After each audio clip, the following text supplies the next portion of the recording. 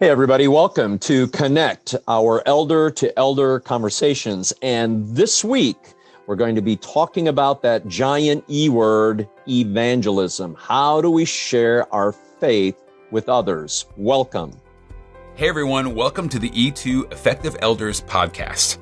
Visit us at e2elders.org and please share this good word with others.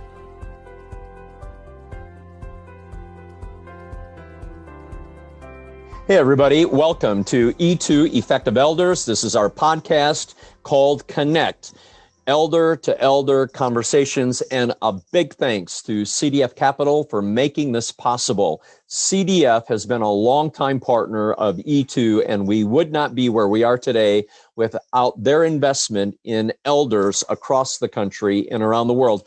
And we welcome today one of our co-founders, Dr. Jim Estep. Jim, how are you today? Doing great. Great, and how grateful we are for your huge investment in elders these many, many years. Thanks for being a part of our E2 team. Yep. And thanks for saying yes to being a part of our podcast today on a very vital aspect of church health. Absolutely.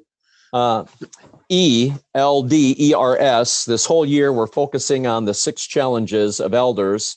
So we take that term elders and we break it down so that it's memorable. And that first giant E is evangelism. And we're grateful that you're going to help us peel back the layers of this challenge so that we understand it. Now, last week in our podcast, I had an opportunity to interview my son, Aaron, who is a police chaplain in New Orleans.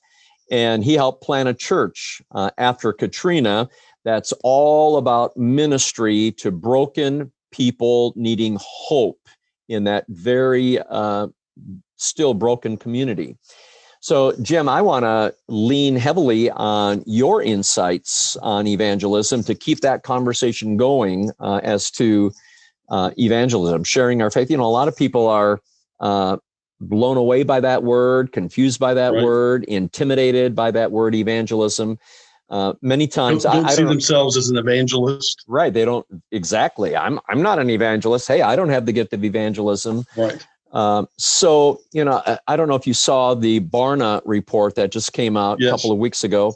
So the Great Commission, not even 1 out of 2 adult Christians in America know and understand what the Great Commission is. Absolutely. And there have been some other studies done that showed even when they are able to quote the Great Commission, or at least articulate it in some fashion, when you ask them questions about it, they have their loyalties misplaced. For example, most people, if you ask them, what's the major verb? What's the major verb in the Great Commission? The vast majority of Americans would say it's going. In fact, the imperative verb is to make disciples. Yep. There are 3 helping verbs. Sorry to turn to a grammar lesson, but 3 helping verbs in Greek and in English, and they are going, baptizing, and teaching. How do you make disciples? By going, baptizing, and teaching. The simple fact is the mission of the church is to make disciples.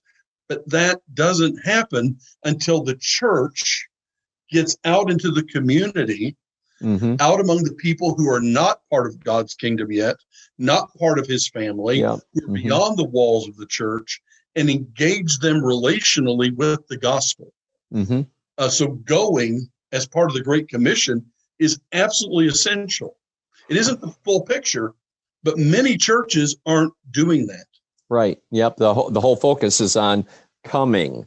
You know, we go to the building, we gather in the building, and we're called salt of the earth.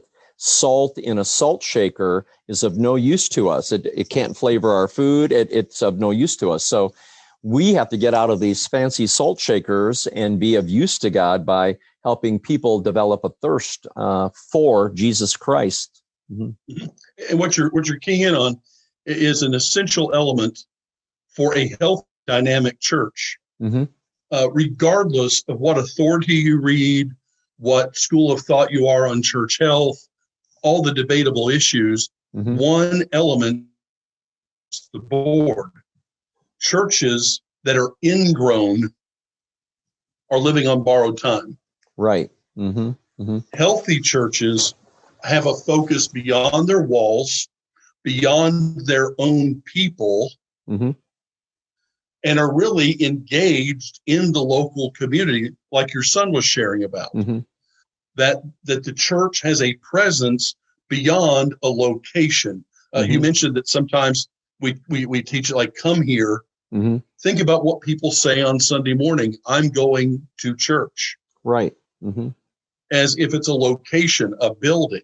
When in fact, it should be more of a verb that the church is going out. Going. You know, we are going out into the community. We're not inward focused. Our initial focus has to be outward toward the lost. And it would be important for us then as elders or Christians in the church to have actual friendships with people who are spiritually lost, that we should be building friendships with people who are far from God. And you brought up the key element here. Individuals, you say all Christians should do it. Well, absolutely. But oftentimes we say, you know, if something's everybody's responsibility, then it's nobody's responsibility. So the elders of the church have to set the pace. Right. Lead by example. They have to set the example of engaging people in their workplace, their neighborhood, their social network, and let people see how this is done. That simply carrying the gospel with you through your daily life. By the way, some people even like to translate that word going as you go. Right. So as you go through life, you carry the gospel with you. Yeah. As you go to work, as you go to school, as you go to the family reunion. Exactly. Wherever you have relationships that can create a highway for the gospel to travel. Right. We have to close the gap with people who are far from God. I have been on so many mission trips by God's grace. Particularly, I remember being in London a number of times and on the underground. We'd be standing on the platform waiting to get on the subway, and the doors would open to the train car, and that computer-generated voice would say, "Mind the gap. Watch your step." Well, we have to be mindful of the gap that is between we who are followers of Jesus and those who are not. And currently in our culture, that gap is ever widening. So we need to deliberately close that gap. Now, why do you think it is that we're not doing that? Why is it that we're not batting 1,000 when it comes to evangelism? Well, of course, the obvious answer, the simple answer, is we become inward focused. But one of the big reasons, the indicators of this would be such things as, are you training people to do evangelism? I mean, are you even bothering to equip them with a basic conversation starter? I'm called to do a lot of training and equipping and consulting at churches. Rarely have I ever been contacted by a church going, "Can you come in and tell us about evangelism?" And a simple way on the back of a napkin to present the gospel. Do I have to memorize the whole Bible before I can start telling somebody about it? No. Answer a few very basic questions, give them some verses to mark in their Bible, show how they could draw a diagram on the back of a napkin over lunch or over coffee with somebody. Right. But once again, if I said, where does somebody get trained to evangelize so they gain confidence? And it's no longer a scary, strange thing to do. It just becomes as you go, this is part of what I do. Right. That's one thing. Another element I would say is this. Last week was Easter. Now at Easter, every church thinks it's going to have a lot of guests. When my wife knows we're going to have guests, we're going to have guests here tonight. The table behind me is set. The house is ready. The living room is immaculate. She's got movies selected for our guests to watch after dinner. All this. She is ready for guests. If she doesn't expect guests, she doesn't get all ready. Easter, we are ready for guests. Right. We have all kinds of wonderful things planned. We have ushers at the door. We have special places to get your picture. We have greeters that can take you over for coffee and share about the church. Point being, healthy churches think every Sunday is Easter. Right. They are ready for guests. They assume that there's going to be somebody there, and they're making a first impression, and they need to look for guests and make sure to make contact with them. Right.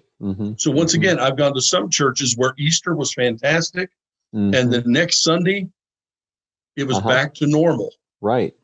And the guests that were there on Sunday show up and went, wait, what happened to the dynamics that were here, and the energy that was here, and the greeting that was here? And well, growing, healthy, dynamic churches think every Sunday is an Easter or Christmas. Right. And it shows up by simply looking at their track record. It's not about numbers. Yeah, I don't want to make it a numbers game. But I can't figure out how to fulfill the Great Commission without the numbers going up. Right. I mean, how do I make disciples and keep them without my numbers going up? And so when I look at things, for example, when I'm called in to consult, yes, I ask, how many baptisms have you had 5 years ago, 4 years ago, 3 years ago? Where's the trend, up, down, or plateau? When I look at the number of baptisms, then I dig a little deeper. Were these conversions from somebody outside the church? Or was this a child who grew up in the church, decided to get baptized? Of course, that's important. That's essential. But it doesn't add a number to the people already there. Look at transfers. But even more than that, see, that's all once they're in the amongst the body. I look at how many people are actively being engaged beyond the walls of the church. Right. How far is your reach? If I were to go and talk to the neighbors around the church building, what's the reputation? What are the statements being made? What kind of impact is the church having? Right. That's a key. Yeah, and it, again, has everything to do with how we think, because how we think determines how we act. We're not going to go outside of the walls of the church unless we think that these people who are hurting and they need the hope of Jesus Christ, we're not going to engage them if we don't think that way. And that's an elder. So that's one of the things where the elders come in and set the priority. Correct. If they don't care about the lost, or they're not concerned about the community, and they're ingrown, then none of this registers. Yeah, every elder should be able to say the first name of the lost neighbor or gentleman at work that he is building a friendship with, all in hopes of praying for, serving that person in the compassion of Jesus, to have a conversation with him, to earn the privilege of sharing the gospel message with him. And it all starts with building that friendship. So if we talk about statistics, that's a statistic to count. How many of us actually have a person in whom we are investing, and that person is not a believer, and it's our hope to share Christ with them. And for example, even a simple bridge, when a waitress or waiter comes up to my table at lunch, I just ask, is there something I can pray for? I have rarely ever been told no. I have been shocked at how many people look at me and go, what? Is there something I can pray for? Well, as a matter of fact, yes. And then I give them my card. And I said, now, if you need to contact me, I'd be glad to talk to you about this. And then, by the way, if I go back, I ask them, hey, how'd it go? The point being here, even a simple practice of that has results. A person can, I was just talking to a lady who is a follower of Jesus in one of our partner churches, and their vision statement is only God can. And she had that on her T-shirt, only God can. And she was checking out groceries. And the clerk said, "What does that mean? Only God can." And the young lady said, "Tell me one thing from your life in the last year that you just can't figure out. How did that happen?" She said, "Oh, I just went into remission. I have cancer and I'm in remission." And she said, "How about only God can enable you to be in remission?" And the lady said, "I never thought of it that way." She said, Exactly. "That's who your God is?" And the young lady said, "Yeah." So now this young lady keeps going back to that same grocery store and she looks for that same clerk. She's building a friendship. She's building a friendship with her in hopes of earning her trust and to eventually share the message of this God who can through his son Jesus with her. It's building that friendship. And once again, it's not about walking around with a 40-pound King James Bible and a tract and waiting for somebody to move slow enough to catch up with them. That's not what we're talking about. It's very much a relational, conversational approach. That's where people begin to recognize you, that you're genuinely interested in them. And because of that, they see that maybe God is too. Yes, it's all about relationship. What you just said, Yes. When we drive across a bridge, there's a weight limit. This bridge can only support so much weight.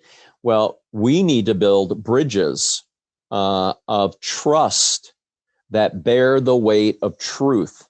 So the more I build a friendship with this unsaved neighbor and I keep showing him the love of Christ, I build trust in a friendship with him so that someday I can have a truthful conversation with him about his eternity. Because there may be an occasion in his life that turns his mind heavenward.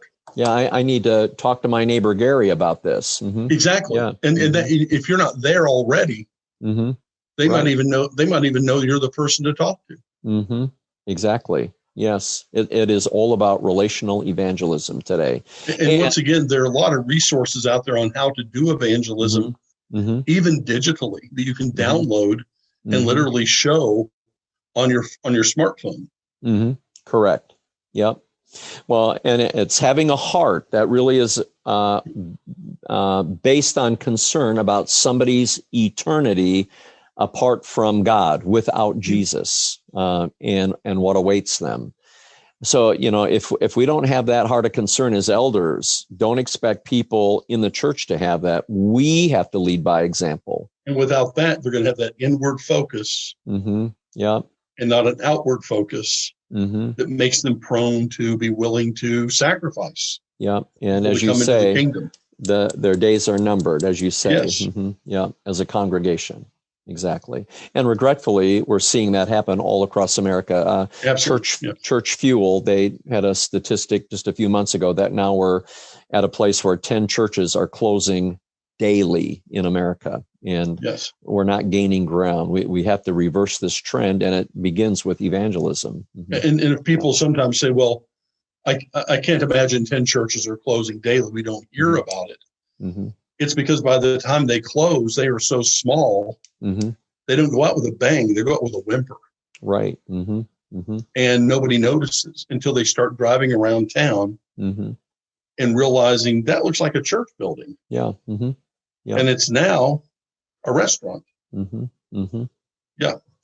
Well, we want to be of help to churches. So anybody who's listening or watching our podcast today, Jim is available. You can email Jim at just at E2, Jim at e2elders.org. Now, Jim coaches churches on developing an evangelism ministry, an outreach for helping churches get out of the salt shaker and to develop. Also on our website at e2elders.org, there is a free video that you can watch, you can download, and it's of me showing the 6 circles on a diagram. It's 20 minutes or less of how you can close the deal. You see, we're all in sales. And if a person is selling a car, that individual has to close a deal if he or she's going to get a commission check to pay the light bill or to put food on the table. Similarly, there comes a time when we have to know how to close the deal with somebody for a decision for Christ. And that video, 20 minutes in length, explains how to close the deal. So at E2, we want to help you with that. That's absolutely free and available on our website. So however we can draw alongside and coach this very important element of church health, contact us, please. Now, Jim, do you have a final word of encouragement for anybody that you'd like to share? Or yeah, it's never too late to turn around a church. It's never too late to go from inward to outward focus. Really? And once you get used to evangelizing, it just becomes part of what you do.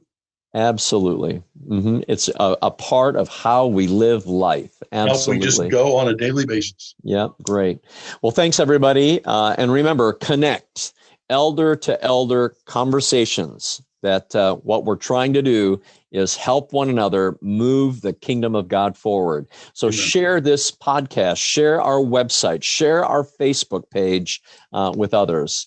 Jim, thanks for serving so very well. And by the way, if you don't know Jim Estep, he's the academic dean, the vice president of academic affairs at Central Christian College of the Bible in Moberly, Missouri.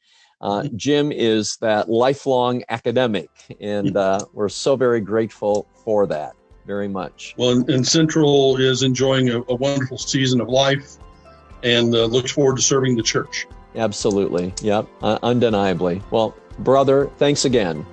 All right.